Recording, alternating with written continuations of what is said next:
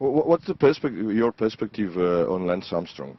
Because you was riding with him, along him. He was really like a boss on the peloton. He was really punishing the ones who were speaking against him or against doping. And afterwards he was exposed. But how were those times with Lance Armstrong? I still have a lot of respect for Lance Armstrong, what he did on the bike and what he did off the bike. I think Lance Armstrong, he did a lot of good things. He created a lot of publicity for cycling, and he made an entire nation ride bikes. Up until Lance Armstrong, cycling was unknown in the United States. And if you look at the entire cycling community right now, it has a lot of Anglo-Saxon influence. Many of the big teams are actually based in the United States, and there were none of them before Lance Armstrong. Of course, he also has, there's a dark side to that story as well. And I believe it was Bernard Hinault that said that to win the Tour de France you have to be a bastard. And Lance Armstrong is the biggest bastard of all of them.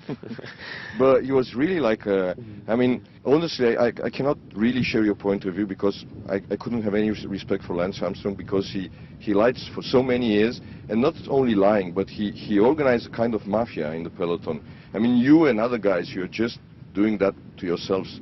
But it seems like Lance Armstrong was doing to all the people all around and the whole planet, you know, the same thing, believe, and to be a believer, and whoever wasn't a believer had to be punished. I mean, wasn't that a real bad poison culture that cyclists are inherited after Lance Armstrong? Well, I mean, there's no doubt that he certainly took the whole threatening and intimidation part to another level. And that he was very close in it with the UCI, the International Cycling Union. But as an athlete, you cannot win the Tour de France 7 times without being an extraordinary athlete. There's no doubt about that. Like the guy, he won the professional road championships in '93. In '93, when he was 21 years old. He's the youngest world champion. Maybe he's under substances even that age, I don't know. It could be, but nevertheless, he beat a lot of other guys that were riding on the same premises. So I really don't think that he was cheating any of his competitors at that point. He was just the best. Yeah.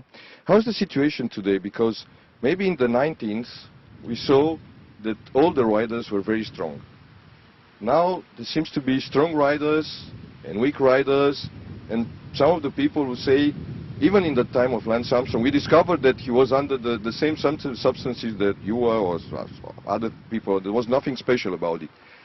They say that the American, they discovered something and they put into Lance Armstrong's body. It wasn't the case. But nowadays we see some very, very strong riders, like Chris Froome, like what he did to Axtra Domaine, and the ones who really cannot follow.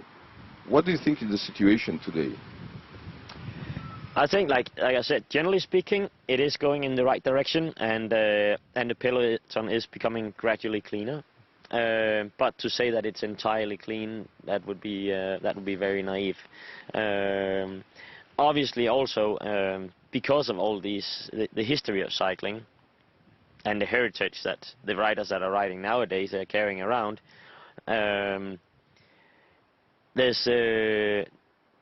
we have been putting ourselves in a situation where people, they are almost entitled to point fingers at the winner, which is a sad situation, that instantly when you're winning, you're becoming a suspect. Because you never really know what number 2 has been doing, right? But it's just as soon as you're winning, you're a marked man. Yeah. But Chris Froome is so strong. I'm sorry, it reminds me of Lance Armstrong. Really, when I saw into Axtra Domaine, excepting that he's not going up on the bike, but otherwise it was so easy for him, like on a flat road. He was riding very impressive, and I do not like to point fingers at people just because they're riding fast. But obviously he got history against him, because he was riding faster on Axtra Domaine than Lance Armstrong, Jan Ullrich, Ivan Basso, Lai Palmer, Landis, Mancebo, myself, for that matter. And all these guys I just mentioned, they have a long history of drugs. Maybe he's trained better than you. It could be. It could, and it could be that he is just the fastest man on the planet Earth on the bike. But you don't honestly believe that? That can be such a good training that you can beat people who, you know, they confess they dope themselves, and then to be completely clean and beat them all. I would love to. I would love to believe that. I sense a hint of disbelief. Well, it's just like I said, the history of cycling is against him. What do you think about the new moralists, the guys who, like David Miller, say stop pointing the finger on Chris Froome and not charging him with our faults, and you know, like today is a new day, a brand new day, like Scarlett O'Hara put it. What do you think about that? Yeah, but like I said, unfortunately, the cyclists of today, they are carrying the heritage of the rest of us from the past. And just before the tour, Contador, he was asked about doping. And he said, well, doping is something of the past. And I felt that I had to respond on that question. And say, yeah, well, if the past is the Giro d'Italia that ended a month and a half ago when De Luca and Sant'Ambrogio, they tested positive for EPO. It is a past, of course. Like yesterday is also a past.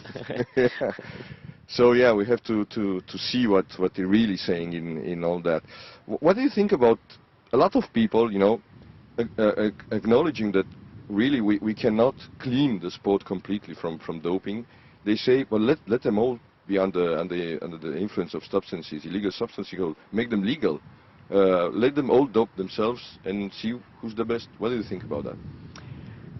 Well, in the ideal world, obviously everybody are riding clean. I also think we know that the sport world is not as ideal as it should be, just probably like the rest of the society. What I think is important is that you have rules that are the same for everybody, and they are respected both by the athletes and by the people that are governing and that are enforcing the rules. So everybody are treated the same.